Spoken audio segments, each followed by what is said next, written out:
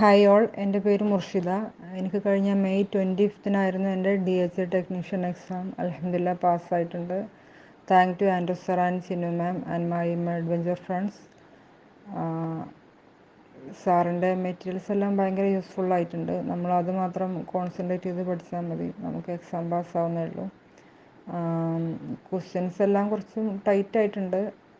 കൂടുതലും non pharmacological സൈഡ്സിനാണ് കൂടുതലും questions വന്നിട്ടുള്ളത്. ഫാർമക്കോളജി നമുക്കൊരു ബേസിക് ഐഡിയാസ് ഉണ്ടായാൽ മതി, നമുക്ക് ഫാർമക്കോളജി സ്കോർ ചെയ്യാൻ പറ്റുന്നേ ഉള്ളൂ. കൂടുതലും CNS, CVS ആൻഡ് എൻഡോക്രൈൻ പാർട്ടിൽ നിന്നാണ് കൂടുതലും ക്വസ്റ്റ്യൻസ് വന്നിട്ടുള്ളത് ഫാർമക്കോളജി. പിന്നെ നോൺ ഫാർമക്കോളജി മെയിനായിട്ടും pharmacy technician exam certification and review എന്ന ഒരു വലിയൊരു ഫയലുണ്ട്. ആ ഫയൽ ബേസ് ചെയ്തിട്ടാണ് കൂടുതൽ ക്വസ്റ്റ്യൻസും വന്നിട്ടുള്ളത്.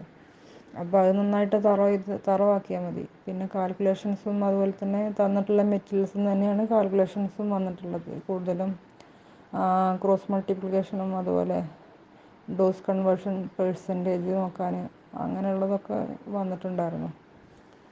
പിന്നെ റിപ്പീറ്റഡ് ക്വസ്റ്റ്യൻസ് ഒരുപാടുണ്ടായിരുന്നു. അത് ഭയങ്കര ഹെൽപ്ഫുള്ളായിട്ടുണ്ട്. അതും നമുക്ക് മെറ്റീരിയൽസ് തന്നിട്ടുള്ളത് തന്നെയാണ്. പിന്നെ സാറിൻ്റെ മെറ്റീരിയൽസ് നന്നായിട്ട് 2-3 പ്രാവശ്യം നന്നായിട്ട് തറവായിട്ട് നോക്കണം. ഞാനങ്ങനെ നോക്കിയിട്ടുണ്ടായിരുന്നു. 3 പ്രാവശ്യമൊക്കെ റിവിഷൻ ചെയ്തിട്ടുണ്ടായിരുന്നു.